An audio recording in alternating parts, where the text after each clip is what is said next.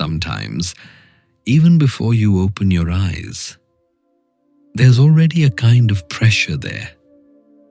Not pain, not anxiety exactly.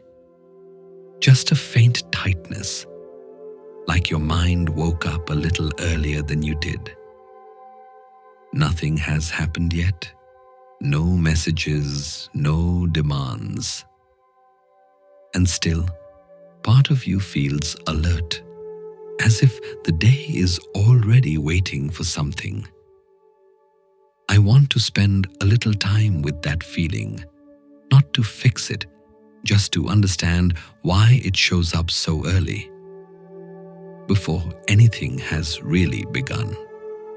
It often starts before you even move. You're lying there, the room is quiet, and light hasn't fully arrived yet.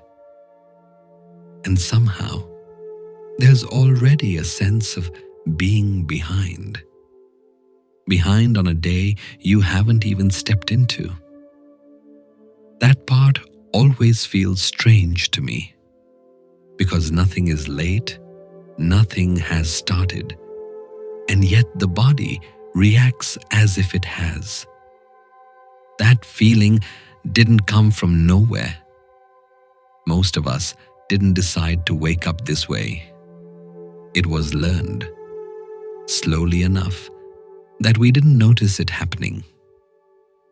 Expectations don't usually arrive loudly, and they don't announce themselves.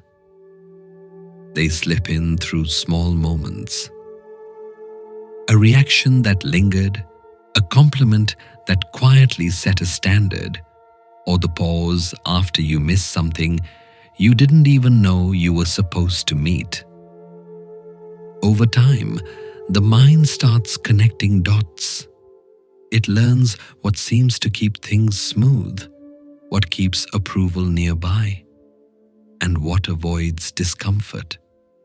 And gradually, that learning turns inward. No one has to say anything anymore, because the reminders happen automatically. You feel them when you choose your words, when you decide how much effort to show, and when you wonder whether resting looks justified enough. Especially then, rest can feel tense in a strange way, as if stillness needs a reason and calm has to be earned first. You might notice it when you finally sit down and a quiet list starts playing. Not dramatic, just practical. Things you haven't done yet, things you should remember, and things that could wait, but don't feel like they can. You didn't ask for that list. It just appears. And what makes it tricky is that it doesn't sound cruel. It sounds reasonable, measured, and almost helpful. Just stay alert. Just keep up. Just don't fall behind. That's one of the ways pressure survives, by sounding like protection. For a lot of people, this pressure gets tied to identity. Being the reliable one, the capable one, the one who doesn't create problems. Letting go of pressure can feel risky because it raises an uncomfortable question. What if the pressure is what's holding everything together? What if easing up means losing something important? Approval, stability, belonging. So the mind keeps holding on, even when it's tired, especially when it's tired. There's a specific kind of exhaustion that comes from always being measured. Not always by others, but often by an internal sense of should. You feel it at night, when the world quiets down and instead of relief, there's a replay. Not the whole day, just fragments. What you said, what you didn't, and what you could have done slightly better.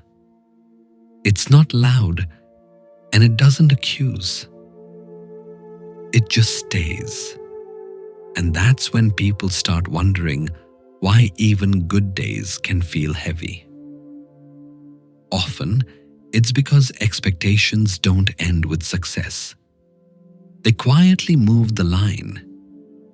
You reach something you were aiming for, and there's a brief sense of relief. And then, almost immediately, a new standard appears.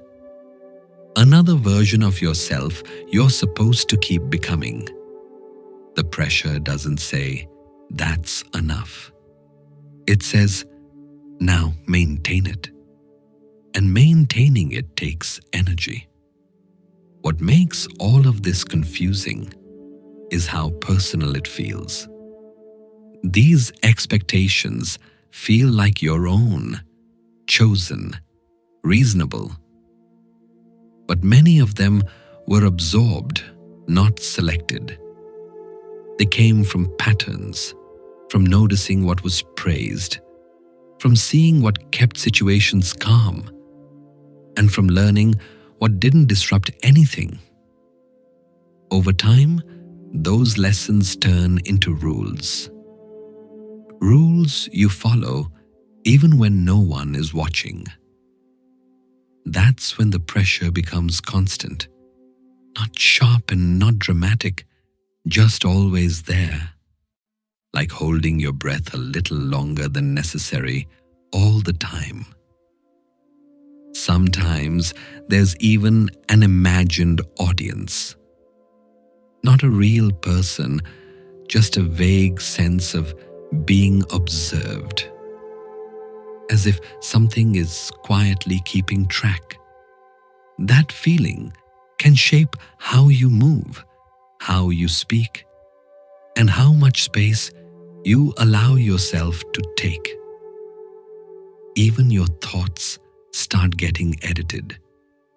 Some are softened, some are delayed, and some never fully arrive.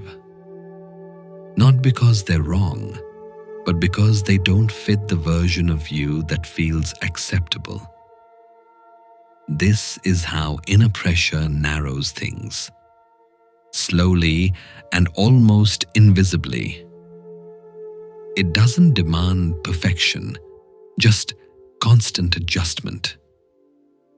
Don't relax too much. Don't fall behind. And don't disappoint something you can't quite name. What often gets missed in all of this is what it costs. Not kindness toward others, that usually stays intact. Kindness toward yourself. Moments that could have been simple start to feel weighted. Even joy can feel cautious, as if leaning into it fully might somehow create a problem later. And underneath all of this, there's something very human. The pressure isn't there because you're weak, failing, or doing something wrong. It's there because at some point, being alert felt safer than being free. Because being needed felt safer than being at ease. Because meeting expectations felt like a way to stay connected. That's not a flaw. That's adaptation. And sometimes seeing it that way softens things a little. Not because the pressure disappears, but because it makes sense. And when something makes sense, it doesn't grip quite as tightly. There are small moments when expectations loosen on their own. They don't vanish. They just step back. When you're absorbed in something and forget to monitor yourself. When you laugh without checking how it sounds. When you're alone, and for a brief moment, you don't feel evaluated. Those moments feel different in the body, quieter and wider. They remind you that pressure isn't all of you. It's something you carry, not something you are. Most of the time, though, the pressure blends into routine, into identity, and into daily life. And it's okay to notice that. There's nothing to solve tonight and nothing to push away. Just noticing it, the way you might notice a distant hum, is enough. Not to change it, just to recognize it. To see that the tightness you feel has a history, a reason, and a story. And that story makes sense. If you're listening in the dark with the day finally behind you, it's okay if the pressure is still there. It doesn't mean you've failed at resting, and it doesn't mean you're doing anything wrong. It just means your mind learned how to stay ready. And it hasn't yet learned that this moment is quiet. Nothing is being asked of you right now. Nothing needs to be proven. Nothing is being measured, even if the feeling hasn't fully caught up to that yet. Sometimes, understanding is the only thing that happens. And sometimes, that's enough for one night. You don't have to arrive anywhere. You don't have to loosen anything on purpose. Just being here, noticing the weight, and knowing you're not alone in carrying it. That's already something gentle.